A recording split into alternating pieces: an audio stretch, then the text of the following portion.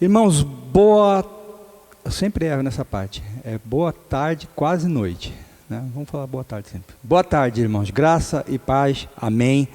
Nós vamos iniciar a escola bíblica desta tarde e nós vamos fazê-lo, como sempre fazemos, procuramos fazer, com uma oração, pedindo a Deus que assim então abençoe o estudo da palavra de Deus nesta tarde. Nós estamos aqui com esse propósito, podemos estudar a palavra de Deus, procurando extrair dela não um mero conhecimento, mas sim a vontade do Senhor para as nossas vidas, como pessoas, como membros do corpo de Cristo, como igreja, como reino de Deus na terra. Vamos pedir ao Espírito Santo, então, que nos abençoe, iluminando os olhos do nosso entendimento e nos aperfeiçoando, né, no conhecimento da sua bendita palavra. Amém?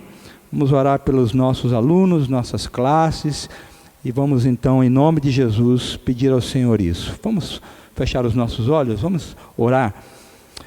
Nosso Deus e nosso Pai, nós te agradecemos pelo dia tão especial, o dia de hoje, o dia do Senhor, o domingo, Pai, quando podemos, ó Deus, nos reunir como igreja, para juntos, meu Pai, estudarmos a Tua palavra, ó Deus, aqui neste lugar, neste local, onde, Pai, ó Deus, procuramos, Senhor, Deus, nos apresentar diante de Ti, Deus, com os nossos corações abertos, dispostos para compreender as Santas Escrituras, para dela extrair a Tua vontade para as nossas vidas, para a igreja. Ó Deus, nós pedimos nesta tarde que o Senhor nos abençoe, iluminando o nosso entendimento, abrindo, Deus, o Pai, os olhos do nosso coração, os nossos ouvidos estejam, Senhor, atentos, o nosso Pai, ó Deus, coração disposto a aprender do Senhor. Abençoe cada aluno, então, da escola bíblica de discípulos, nossas classes. Pai, desperta, Deus, dispõe o coração do Teu povo, a Deus, assim, Senhor, a Deus, ó Pai, se esforçar, Deus, para, de forma disciplinada, regular, de forma, Senhor, ó Pai, determinada, Deus, ó Pai, estudar a Tua palavra junto com a igreja. Ó Deus, abençoe, Senhor, ó Deus, a aula desta noite, desta tarde, nos orienta, nos conduza. Nós oramos, Pai, pedimos isto no nome de Jesus. Amém. Meus irmãos, você já deve estar aí com a sua Bíblia em mãos. Eu percebi que no domingo passado eu falei demais. Eu assim, fui falando, e os irmãos não tiveram nem tempo de pensar em fazer alguma pergunta. Irmãos, não deixe isso acontecer, né? Isso é uma classe, você pode intervir, né, de forma aí que eu possa então perceber que você deseja participar, perguntando, né, contribuindo, comentando. Então, não deixe isso acontecer, tá bom? Faça aí algum sinal, levante sua mão, né, e aí nós vamos parar para conversar e podermos então tirar as eventuais dúvidas. Nós, domingo passado, conseguimos então iniciar o Pentateuco na visão de compreendermos Cristo em cada um dos livros do Pentateuco, os livros da lei, e terminamos o livro de Gênesis, já começando o livro de Êxodo, e a ideia é que nós avancemos então até concluir o Pentateuco, talvez hoje ainda, ou quando muito até o próximo domingo, amém? E eu queria perguntar se ficou alguma dúvida no livro de Gênesis, não dúvida do que foi falado, talvez isso não tenha ficado, mas se tiver também, mas alguma dúvida que você tenha acerca do primeiro livro da Bíblia, que, como nós dissemos, é um livro fundamental, né, no sentido estrito da palavra. Ele é de fato fundamento, né, para todas as coisas, toda a criação, todas as doutrinas da Bíblia, tudo acerca de Deus, tudo acerca do homem, tudo acerca da humanidade, tudo acerca de relacionamentos, qualquer assunto, meus irmãos, né? Está lá, base em Gênesis, né? Fundamento para história da redenção, para a história da humanidade, para a história bíblica, né, para a teologia bíblica, fundamental conhecer aí o enredo e o propósito, né, de Gênesis, né?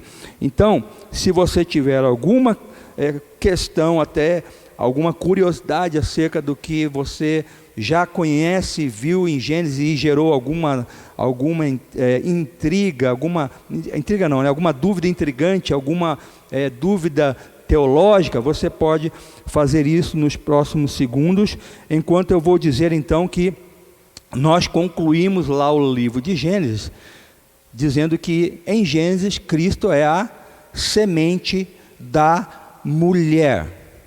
Nós, com essas frases, expressões, nós queremos de alguma maneira gravar, né, o que cada livro tem, que aponta para Cristo, né? Então nós, ao vermos o livro de Gênesis, concluímos, né, isso. Claro que lá não está escrito exatamente assim, mas está bem próximo, né? Mas concluímos que em Gênesis, para você se lembrar, Cristo é a semente da mulher, prometida, que viria, que um dia, na forma de um descendente da mulher, né, nasceria para então trazer a nós redenção, tá bom? Então esse é o tema de Gênesis no que tange a Cristo ali naquele livro, tá? Se você não tem nenhuma pergunta, nós vamos então continuar avançando, tá? E você, por favor, querendo, pare, tá? Sinalize aí, nós vamos conversar e tirar dúvidas. Nós temos até microfone aí disposto aí para você poder fazer comentários e fazer suas perguntas, tá? Nós então entramos no livro de Êxodo. Eu lembro que nós paramos nesse slide. Esse slide, ele ilustra como um elemento ali presente no conteúdo de Êxodo, né? A Páscoa, que foi instituída como uma festa a ser celebrada pelo povo de Israel, mas como também um marco, né, da história do povo de Israel antes e pós cativeiro no Egito. Então a Páscoa, ele como um elemento ali muito representativo na história do Êxodo, ele aponta para Cristo. Alguns tipos maravilhosos nós vimos aqui, né, da redenção em Cristo Jesus, estão ali no livro do Êxodo. Então nós vimos que, por exemplo, a escravidão, conforme Gálatas 1:4 e Romanos 6, né, ela tipifica a nossa escravidão ao pecado, assim como Israel estava preso, escravo no Egito, né, escravo de Faraó, nós também estávamos escravos do pecado, né? O cordeiro ali instituído na Páscoa, assim como está em João 1:29, ele apontava para Cristo, né? João Batista, quando viu Jesus, ele disse isso: eis o cordeiro de Deus que tira o pecado do mundo. O sangue espargido nas vergas das portas, uma determinação, né, de Deus a Moisés para que ele comunicasse, informasse ao povo que isso deveria ser feito. Este sangue também apontava para Cristo, era um tipo da redenção. Haja visto que o Novo Testamento, em Romanos e em 1 Pedro, destacadamente esses dois textos, vão falar da importância da cobertura do sangue, do efeito salvífico do sangue de Jesus. Nós não vamos ler os textos agora, nós já tivemos a oportunidade de ver, mas nós vamos avançar. Pão asmo, né, que Paulo também remonta ali a Cristo, né, como sendo um elemento, né, fundamental da nossa redenção. Lá em 1 Coríntios 5:8, pão asmo, esse pão sem fermento, né, que lá na ceia da Páscoa no Egito foi ingerido por eles, e Cristo é o nosso pão asmo, o nosso pão do céu, o pão sem pecado, o pão perfeito, o pão que nos dá vida.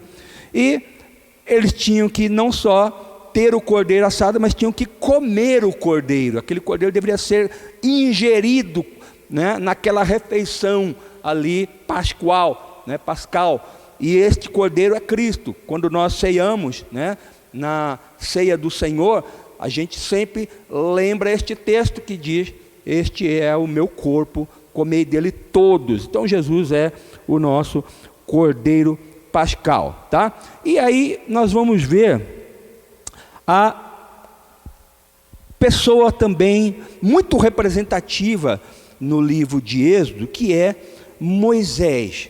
A forma como, assim como vimos em José, em Isaac, lá no livro de Gênesis, a forma como aqui no livro de Êxodo, Moisés, este líder, né, espiritual e civil também do povo de Israel, a forma como a sua vida aponta para Cristo Jesus, né? Moisés, ele tem tipos também de Cristo. O primeiro ponto é que Moisés tem sua vida, né, logo no início dela, preservada de uma maneira inusitada, né, para que ele não morresse ali pela determinação de Faraó, que orientou a que todos os meninos fossem mortos, né?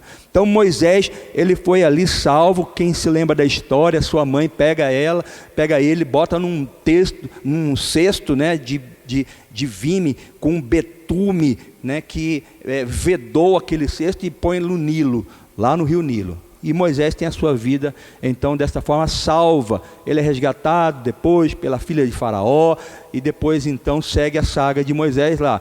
Jesus também, no seu ministério, na sua vida, teve a sua vida também preservada de uma maneira também sobrenatural, né? Foi orientado, seus pais foram orientados por anjos a fugirem de onde ele estava, porque, né, o governador romano determinou que todos os meninos também de igual forma fossem mortos. Então, a semelhança aí muito grande na história de Moisés e na história de Jesus.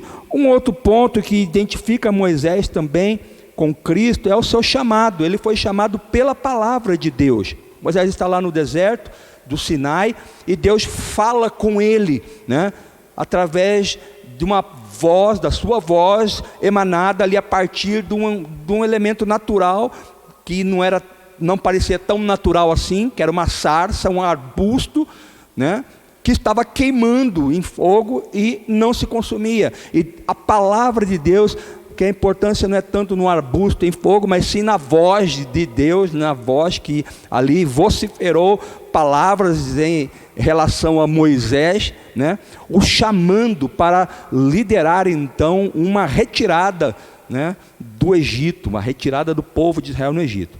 E nós temos lá em Mateus 3,17, de igual forma, Deus falando com Cristo através da sua palavra. Vamos ver lá Mateus 3,17. A gente vai usar a Bíblia. Você, por favor, acompanhe os textos abrindo a sua Bíblia. Adquira a habilidade, né, de você achar os livros da Bíblia a partir da EBD. Então, Mateus capítulo 3, verso 17. Deixa eu pôr aqui.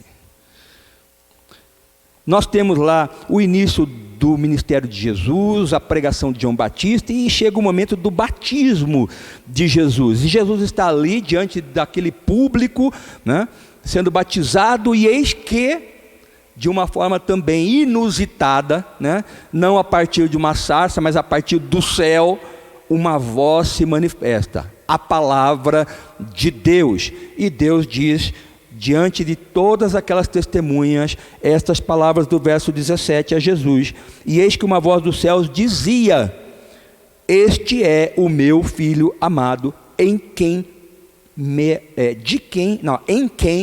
agrado. Este é o meu filho amado, em quem me agrado. Então o chamado de Moisés pela palavra de Deus, né, também ali no Êxodo sinalizava para Cristo Jesus. Outro ponto que na vida de Moisés nos ajuda a ver Cristo é a forma como ele, como intercessor, é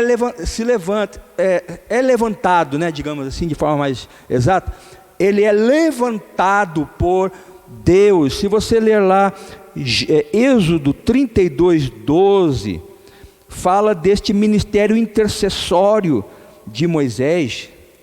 Abra aí comigo Gênesis 32:12. O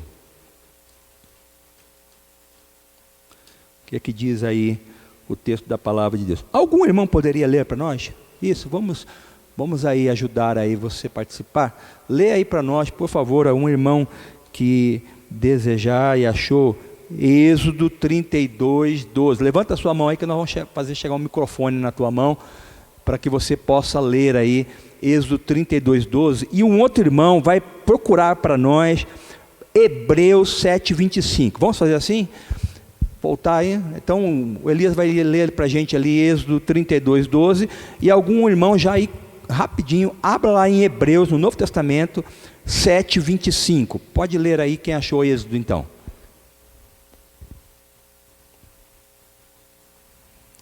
Êxodo 32, 12. Elias, achou? Porque hão de falar os egípcios, dizendo: para o mal os tirou, para matá-los nos montes, e para destruí-los da face da terra. Torna-te a tua ardente ira, e arrepende-te deste mal contra o teu povo. Sim, é aquele contexto de que Deus está ali muito irado com o povo de Israel, né? Eles pecaram, fizeram um elemento de idolatria que Deus proibiu, e Deus está pronto, meus irmãos, a querer destruir o povo. E aí na nossa linguagem, né, aqui, nossa linguagem dos nossos dias, né, vem alguém e coloca o peito na frente. Meu irmão, na frente de Deus, de um Deus irado, alguém se levantar e falar: por favor, não, como o senhor vai fazer isso? Isso é o papel de um intercessor. Um intercessor é alguém que se coloca diante de alguém que pode muito em favor de alguém que não pode nada e que é miserável. Isso é o intercessor. Moisés fez isso, diante de um Deus santo, 3 vezes santo, né? E já demonstrando sua santidade em sinais maravilhosos ali até aquele momento. Se coloca diante deste Deus, Moisés coloca diante de Deus em favor de um povo rebelde, um povo desobediente. E aí então nós vemos também esta figura de Moisés já na vida de Cristo, já então como se estabelecida, não, já existente, né, já acontecendo na vida de Cristo. Hebreus 7, 25. Quem achou, por favor, o Charles vai ler para nós. Hebreus 7, 25. Por isso também pode salvar totalmente os que por ele se aproximam de Deus, vivendo sempre para interceder por eles. Amém. Então é isto. Deus, ele é satisfeito por causa do intercessor que é Cristo em favor de nós, que como o povo de Israel, muitas vezes não valemos muita coisa por causa da nossa rebeldia, da nossa, muitas vezes, contumaz, né? Insubmissão a Deus. Nós insistimos em coisas que Deus falou para mim não insistir, nós queremos fazer coisas que Deus falou para não fazer, e Cristo está lá como nosso intercessor, falando: Senhor, não faças tal, não destrua aquele povo, né? Então vamos sempre lembrar disso. E por último, Moisés, ele como, deixa eu mudar aqui, ele como substituto, ele se oferece como um substituto. Ele, quando faz isso, ele também prefigura a morte substitutiva de Cristo. Quando que Moisés se oferece como substituto? Nesse mesmo capítulo que Elias leu, capítulo 32 de Êxodo, Elias, se você engatar uma primeira aí, e for lá do 12 para o 32, versículo 32, você vai poder ler para a gente e confirmar a maneira pela qual Moisés se ofereceu, não só como intercessor, mas como um substituto em favor do povo. Vamos ver aí? E alguém abra para nós, o Charles mesmo, já está com Hebreus aí na mão, Charles? Hebreus 10, 10, tá? Então Elias, por favor. Agora, pois, perdoa o seu pecado, ou se não, risca-me do teu livro o que tens escrito. Olha que coisa tremenda, né? Ele fala: Deus, perdoa o pecado deles, ou se não, me risca do teu livro, me mata, né? Se colocando como substituto, assim como Cristo se ofereceu também como nosso substituto. Hebreus 10, 10 confirma isso. Pode ler, Charles? Nessa vontade é que temos sido santificados, mediante a oferta do corpo de Jesus Cristo, uma vez por todas. Amém. Então, Cristo em Êxodo, né, ali na pessoa de Moisés, tipificado também como nosso substituto, além de todos os outros tipos prefigurados ali que nós vimos. Então, para fechar o livro de Êxodo, assim como lá em Gênesis, nós vimos que Cristo é a semente da mulher, Êxodo também deve, ali ter uma frase que nos ilustra o que Cristo é ali em Êxodo. Então, para você, meu irmão, deixa eu ver se alguém consegue chegar aqui perto. Em Êxodo, Cristo é o quê? Alguém queria tentar? Em Êxodo, Cristo seria o quê por nós? Ou para nós? Ou em nós? A forma como você tentar imaginar aí. Alguém se arrisca? Pode falar aí. É melhor ouvir falar no microfone, até para sair, Denilson, na gravação. Cristo seria o quê? Acho que seria uma passagem, para uma nova vida. Uhum. Uma passagem. Uma passagem. Para uma nova vida. Pode ser. Não sei se é isso, tá? Cristo seria o que em Êxodo? Mais um aí, vamos ver se alguém consegue falar. Imagina ou não? Brenda? Ney, fala Ney. Para você, Cristo seria o que lá? Libertação. Libertação, também. Faz sentido todas as sugestões. Mas não foi o que eu escolhi aqui, o que nós selecionamos aqui. Então, mas valeu, está valendo. Em Êxodo, Cristo vai ser para nós o quê? O nosso Cordeiro Pascal. Amém? Então, se em Gênesis ele é a semente da mulher, em Êxodo, Cristo será o nosso Cordeiro Pascal. E aí nós vamos para Levítico, meus amados. Estamos caminhando. Gênesis, Êxodo, depois vem Levítico, chegando quase que aí no meio, na primeira metade do Pentateuco. Em Levítico, nós vamos ver algumas coisas a título de informação. O que significa Levítico? O nome Levítico, ele está relacionado com lei, lei, ou no caso leis. E que leis? Não qualquer lei, mas leis referentes aos levitas, e o seu serviço, tá bom? Então, nome Levítico relaciona-se com leis, e leis referentes aos levitas e ao serviço desses levitas. É o que nós vamos ver em grande parte no livro de Levítico. O livro de Levítico abrange um período de mais ou menos, aliás, um período de menos de um ano, daquele período da jornada de Israel, saindo do Egito, até chegar no Monte Sinai, e depois durante a jornada ali, em torno do Monte Sinai, perto do Monte Sinai. Então, todos os fatos narrados em Levítico estão compreendidos nessa janela temporal de um período de um ano, cerca disso.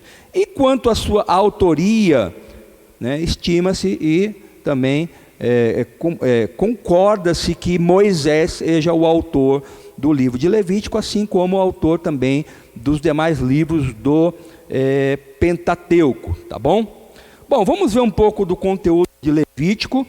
O livro de Levítico narra, como então aquele povo, o povo de Israel, agora numa condição de liberdade, certa liberdade, porque Deus os libertou para que eles fossem seus servos, Então, como Cristo também fez conosco, Paulo vai falar lá em Coríntios, nós éramos servos do pecado, agora somos escravos de Cristo. Então, aquele povo, agora redimido e gozando de certa liberdade, ele pode então aproximar-se de Deus. Como esse povo pode aproximar-se de Deus? Como esse povo vai aproximar-se de Deus? Levítico vai ajudá-los e ajuda nós também a termos uma compreensão acerca da maneira como devemos nos aproximar de Deus, como podemos nos aproximar de Deus. A gente não pode se aproximar de Deus de qualquer maneira, Mas também não devemos pensar que Deus exige um ritual todo religioso e legalista para uma aproximação, né, junto a Ele. Então, o Levítico vai começar a nos dar a compreensão, a consciência do elemento fundamental para nos aproximarmos de Deus. E esses elementos, eles, apesar de estarem ali na lei, eles vão ser perpetuados, né, em toda a história do povo de Deus, na redenção e no Novo Testamento. Algumas coisas acabam que perdem o seu objeto, mas outras não. E esse elemento fundamental de como um povo pode e deve se aproximar de Deus é algo que vai ser mantido ao longo de toda a história. E o que seria então? A gente vai ver que o acesso a Deus, ali em Levítico, né, seria somente por meio de sangue, e exigiria ainda a santidade do redimido. Isto está lá em Levítico 19, 2. Santos sereis. Então, em Levítico, a tônica, né, como a gente tem falado até na oficina de pregação, quem está aprendendo a pregar, a linha melódica do livro de Levítico, que vai te ajudar, inclusive, a quando for estudar o livro de Levítico, pregar sobre o livro de Levítico, levar uma mensagem, extrair uma porção para escrever uma mensagem sobre o livro de Levítico. Você deve entender isso. O livro de Levítico está falando isso. Como eu me aproximo de Deus?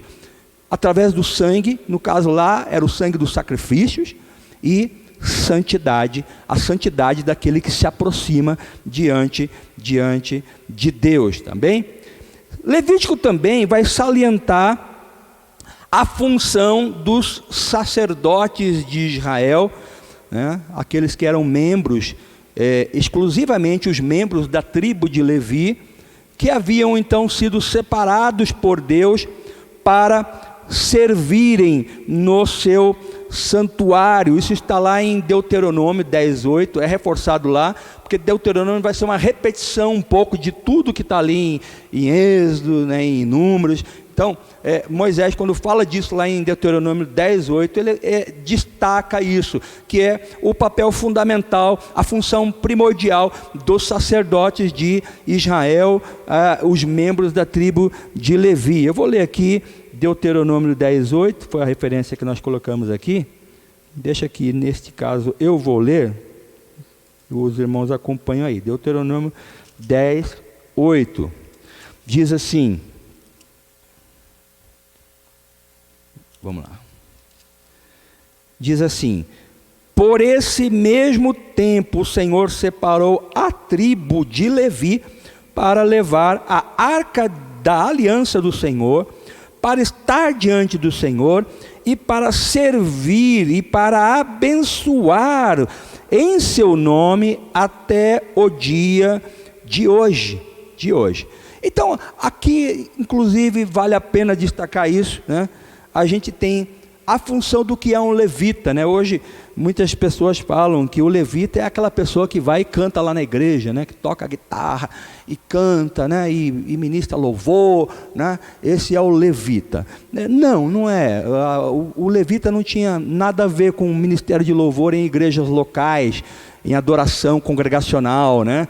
Levita não tinha essa função. No Velho Testamento, o levita era simplesmente aquele que carregava o tabernáculo e fazia toda a ordem de culto do tabernáculo, ajudava a estabelecer a ordem litúrgica do tabernáculo, né? Montar o tabernáculo era a função do levita, desmontar o tabernáculo era a função do levita, carregar o tabernáculo, as partes do tabernáculo durante o processo de caminhada, de jornada, era a função do levitas.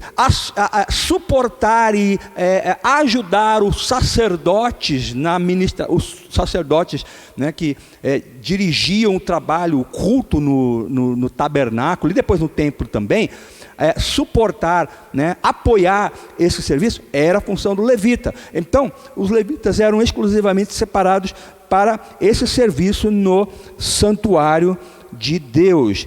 E um versículo que talvez possa ser um versículo chave aí do livro de Levítico é este aqui. Não está mudando aqui, Douglas? Parou?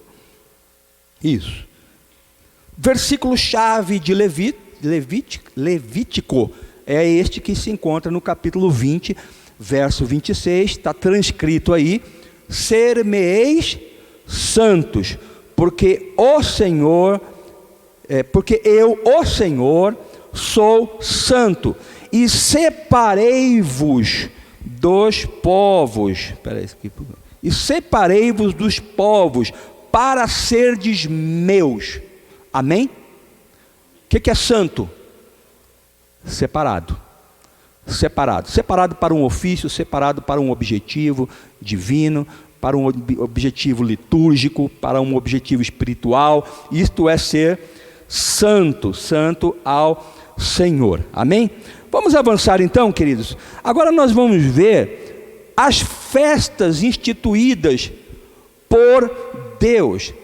O livro de Levítico, o capítulo 23 de Levítico, na hora que você puder, você vai lá ler o capítulo 23, é o capítulo fundamental de todas as instituições divinas, divinas do Senhor, né, no que tange às festas, às celebrações que deveria fazer, o povo deveria fazer durante já ali a jornada e também na terra que eles iriam adentrar, né? Então nós vamos ver como cada uma dessas festas se relaciona com a redenção, se relaciona com Cristo, né? Porque é isso que nós gostaríamos de ver. Por exemplo, a festa da Páscoa. Como a festa da Páscoa se referia à redenção? A que evento da redenção a festa da Páscoa apontava? Você sabe, você pode aí arriscar aí dizer? A Páscoa apontava para que tipo de evento da redenção? Como? Eu não estou ouvindo. A crucificação? Será? Vamos ver. Sim, a festa da Páscoa, ela aponta para a crucificação. Essa era fácil, né? Então eu sei que os irmãos nem queriam responder porque estava muito fácil essa. Mas a Páscoa aponta para a crucificação, né? Um cordeiro sendo morto, seu sangue sendo derramado em favor, né, do povo, em favor do povo de Deus. Uma outra festa presente ali em Levítico 23 era a festa das primícias. E agora, hein? Ficou um pouco mais difícil, né? Ou não? A festa das primícias. Quem lembra da festa das primícias? Quem sabe dizer o que era a festa das primícias? Eu vou te ajudar. A festa das primícias era uma festa onde o povo oferecia como sacrifício a Deus, como oferta a Deus, os primeiros frutos da colheita do povo. A colheita da uva, a colheita do trigo, a colheita da oliveira, da azeitona, todo o fruto, né? O primeiro bezerro, o primeiro animal, todo o fruto de primícias eles ofereciam a Deus, né? Então primícias fala de isso, primeiro, né? E o que seria então, no caso da redenção, a festa das primícias? Quem aí arrisca? Douglas não pode, já viu, já falou. Lá direito aqui, começando lá atrás. Fala aí. Arrisca, irmão. Primícias no Novo Testamento pode se relacionar com o quê? Quem é o primeiro no Novo Testamento? Hã? Ixi, mas vocês estão quietos demais, gente. Hã?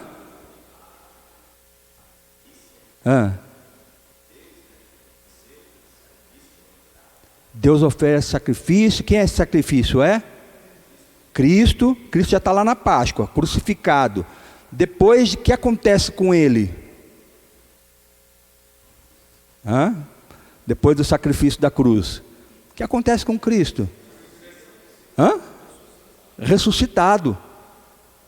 Ele é o primogênito dentre os mortos. O primeiro a ressurgir, né? Então a festa das primícias aponta para quê? a ressurreição de Cristo, tá? Vamos lá, outra festa. Agora vai ficar mais difícil, hein? Ah, não, essa vai ser fácil. Essa aqui acho que vocês vão acertar. O Pentecoste. Pentecoste, ele aponta para que momento, evento lá da redenção, do plano da redenção? Hã? Alguém falou aí, eu não estou ouvindo. A descida do Espírito Santo, exatamente. O Pentecoste fala do derramamento do Espírito Santo. 50 dias depois lá da festa dos pães asmos, era Páscoa e pães asmos, era uma festa junta, né? Páscoa e pães asmos, contava esses 50 dias, acontecia o Pentecoste. E o Pentecoste simboliza no Novo Testamento o derramamento do Espírito. Lá no capítulo 23 também de Levítico, fala de uma outra festa chamada a festa das trombetas. É trombeta mesmo, é corneta mesmo, era para tocar e tocar forte, né? As trombetas eram um elemento de sinalização, comandos de partida, comandos de guerra para o povo de Israel, né? E no caso aqui da redenção, a festa das trombetas, ela sinalizaria, prefiguraria que evento especial já na redenção do povo de Deus. Já vimos a Páscoa, Cristo foi crucificado, amém? Aí ele ressurge dentre os mortos, primícias, aí derrama o Espírito Santo sobre nós, e aí vem a festa das trombetas. Aponta para quê? A volta de Cristo? Está quase. Está quase. O que acontece ali na volta de Cristo? Pouquinho antes ali. Arrebatamento. Arrebatamento, né? O arrebatamento da igreja. Então, a festa das trombetas aponta para o arrebatamento dos santos, né? Vivos, os que estiverem vivos, né? E a ressurreição do que estiverem mortos. Isso será precedido naquele grande dia pelo toque da trombeta.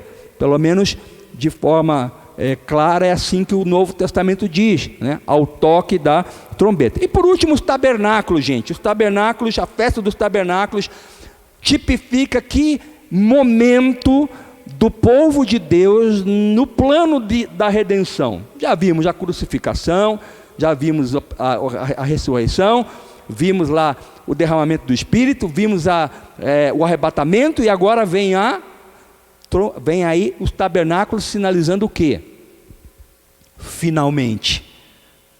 Já dei a dica, hein? Não, a volta de Cristo já foi. Apocalipse, o Senhor diz que o que era o tabernáculo? O que acontecia no tabernáculo? Deus, ele estava o que entre o povo? Presente. Presente como? Morando, né? Habitando. Então a festa dos tabernáculos ali instituída por Deus apontaria para quê? Para o momento em que Deus, de maneira definitiva e eterna, faria o quê entre nós? Moraria. Então a festa dos tabernáculos aponta para o momento em que, na história da redenção, em que Ele fará morada eterna conosco. Nós iremos morar eternamente com Ele. Quando será isso? Logo depois do arrebatamento. Acontece o arrebatamento da igreja, e aí então vai ter ali uma sequência, julgamento, tudo, e enfim, a nossa habitação eterna com Deus. Então em Levítico, meus irmãos, Cristo é o que para você? Em Gênesis ele é o quê? Quem lembra? Semente da mulher. Em Êxodo, Cordeiro Pascal. E em Levítico, Cristo é o quê? Nossa? Morada? Será? Elemento fundamental no livro de Levítico. Ofício fundamental no livro de Levítico. Qual é? Presente ali no livro de Levítico. Começa com S. termina com o sacerdócio, né? Então, em Levítico, Cristo é o quê? O nosso sumo sacerdote. Amém? Em Levítico, ele é o nosso representante diante de Deus, não só para interceder, mas para oferecer-se a si mesmo, mas para então ministrar a Deus por nós. Hebreus vai falar isso de forma larga e ampla. Em Cristo ele é o nosso sumo sacerdote, supremo sumo sacerdote, um sumo sacerdote que em tudo foi tentado, né? Então Levítico apresenta Cristo como esse sumo sacerdote. Dá tempo ainda de nós irmos para Números. Quem já leu o livro de Números aqui? O que é que tem lá no livro de Números? O livro de Números, ele tem este título. Por quê? Porque lá Deus, junto ao povo e através de Moisés, vai tratar do registro da população israelita, né? As famílias, os cabeças, os homens, as mulheres, né? Deus é tudo organizadinho, tem tudo organizado. Ele falou assim para Moisés: eu quero uma lista de todo mundo, Moisés. Por isso que aqui na igreja a gente procura sempre ter lista de tudo aqui. Lista de quem é membro, quem é a família, quem são os filhos. Nós precisamos melhorar muito ainda, né? Então, estamos perseguindo este propósito. Mas Deus, ele queria saber tudo, quem era do povo, quantos filhos tinha, né? A família, o tamanho da família. Então, em número, nós vamos ter esse número, esse nome, né? Muito relacionado a esse levantamento que foi feito por 2 vezes ali no livro de Números, sobre a constituição da nação de Israel, e isso antes de eles entrarem na terra de Canaã. E o livro de Números abrange, em termos de tempo, em termos de cronologia, o período de cerca de 40 anos de jornada do povo de Israel no deserto. Lembra que chega um momento que o povo de Israel está quase pronto ali para entrar na terra, aí acontece um negócio e aí para tudo.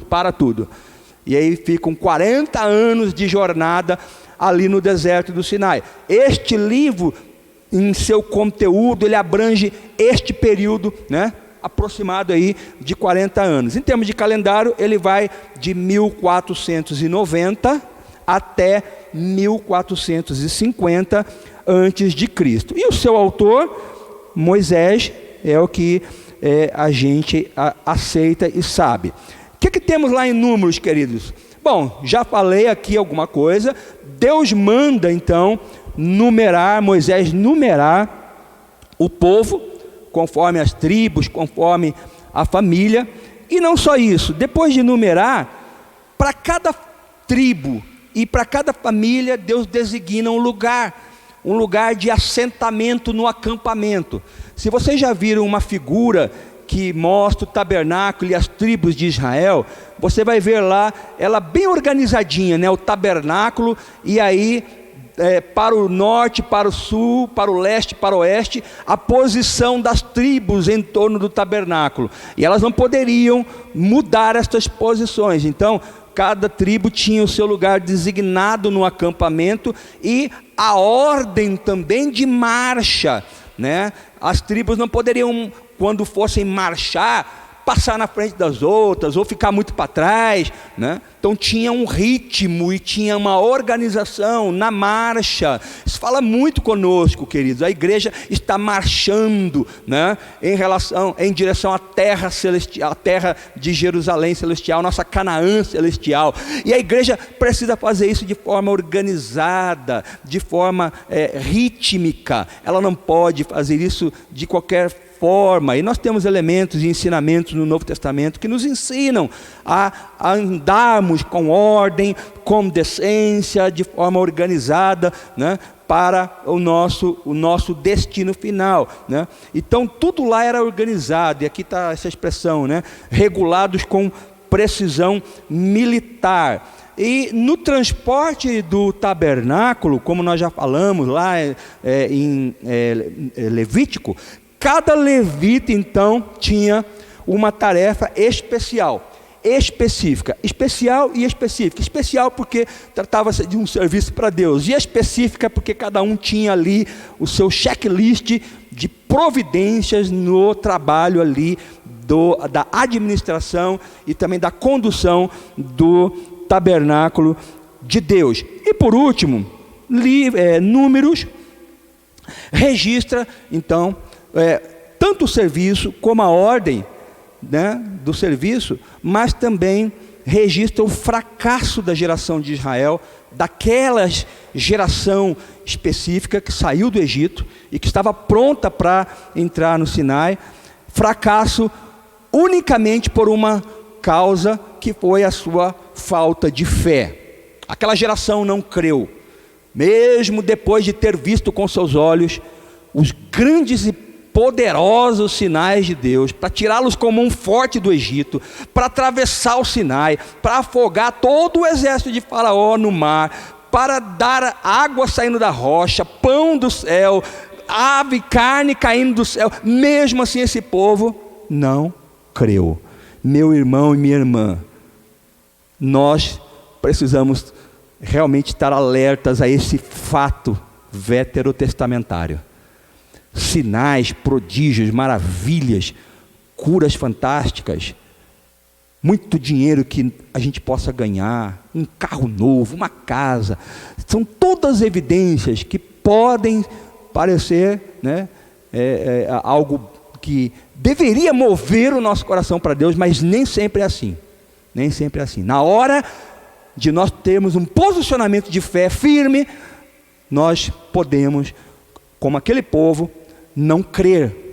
Então a fé é o elemento fundamental da vida de um povo, o povo de Deus. O justo viverá pela fé. É a fé que determina se você é crente ou não. Não são bênçãos recebidas, não são milagres que seus olhos podem ver ou ter vistos, mas é a fé. Aquele povo, aquela geração não creu, né? Não creu em Deus, nas suas promessas, e acabou não entrando então ali na terra de Canaã. Nós vamos ver agora ali em Números, para finalizarmos, o ministério dos levitas, porque eles prefiguravam o sacerdócio de Cristo. Eu queria que nós lêssemos Números, vamos ler aqui Números 3, verso 12. Números 3, verso 12. E eu vou pedir para alguém ler para mim rapidamente Hebreus 7, de 23 a 28. Eu vou ler aqui Números 3, 12. Alguém já vai procurando achar aí. Hebreus 7, 23 a 28. Hebreus 3, 7, 23 a 28. Eu vou ler aqui Números 3.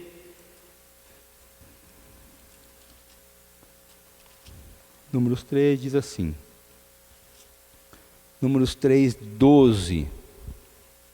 E eis que tenho tomado os levitas do meio dos filhos de Israel, em lugar de todo primogênito entre os filhos de Israel. Os levitas serão meus, porque os levitas serão meus. E a parte inicial do verso 13, porque todo primogênito é meu. Todo primogênito é meu. Alguém leia para nós, por favor, Hebreus 7, 23 a 28. Quem achou? Gostaria de ler para nós rapidamente. Hebreus 7, 23 a 28. Se ninguém achou, eu vou ler aqui. Se você levantar a mão, alguém achou? Ali, o Douglas vai ler. Hebreus 7, 23 a 28. Por favor, Douglas. Ora, os outros são feitos sacerdotes em maior número, porque a morte os impede de continuar. Jesus, no entanto, porque continua para sempre, tem o seu sacerdócio imutável. Por isso também pode salvar totalmente os que por ele se aproximam de Deus, vivendo sempre para interceder por eles. Porque nos convinha um sumo sacerdote como este, santo, inculpável, sem mácula, separado dos pecadores e exaltado acima dos céus, que não tem necessidade, como os outros sumos sacerdotes, de oferecer sacrifícios todos os dias, primeiro por seus próprios pecados, depois pelos do povo, porque fez isto uma vez por todas, quando a si mesmo ofereceu, porque a lei constitui homens sujeitos a fraquezas como sumos sacerdotes, mas a palavra do juramento, que foi posterior à lei, constitui o Filho perfeito para sempre. Amém.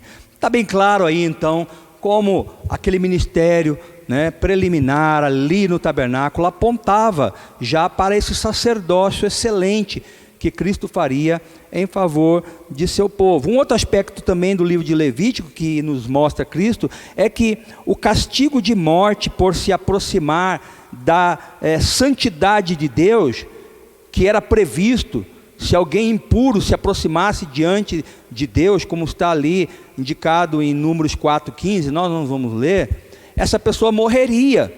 Então, este castigo de morte indicava o que já ali naquele momento?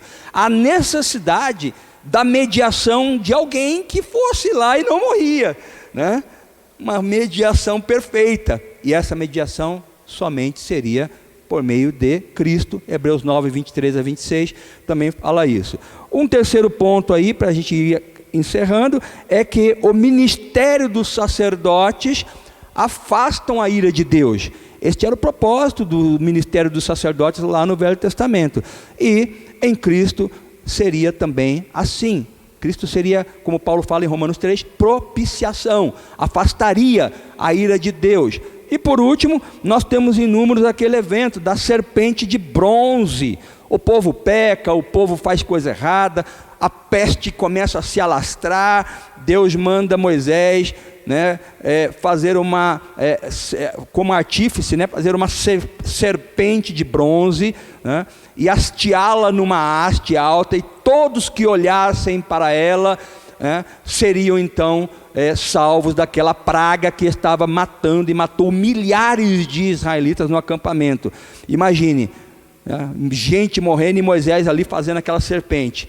E o povo em volta dele ali: Moisés, por favor, vai meu filho, faz essa serpente logo, está tudo morrendo, minha família. E Moisés vai, termina e pá, hasteia. Aí as pessoas olham para aquela serpente e eram curadas. Aquela serpente de bronze prefigurava também a nossa salvação pela fé em Cristo Jesus. Então, irmãos, em Levítico, aliás, em Números, né, para você, né, o que seria então Cristo? E aí nós vamos fechar. Tá? Esse aqui é mais difícil, vocês talvez não vão adivinhar, porque nós nem chegamos falando isso. E vocês também não são adivinhos, porque os adivinhos também não herdarão o reino dos céus, é isso, né, que está escrito lá? Então vocês não vão acertar, porque nós não chegamos a falar isso. Mas o que está implícito ali naquela jornada no deserto é o que aconteceu logo que eles saem do Egito. Deus prepara ali, né, um aspecto natural de proteção, que não era natural, era natural, mas tinha o divino por trás, de proteção e providência para o povo de Israel. Eles andariam e navegariam pelo deserto, então precisava de ter calor e precisava de ter ali também luz. Então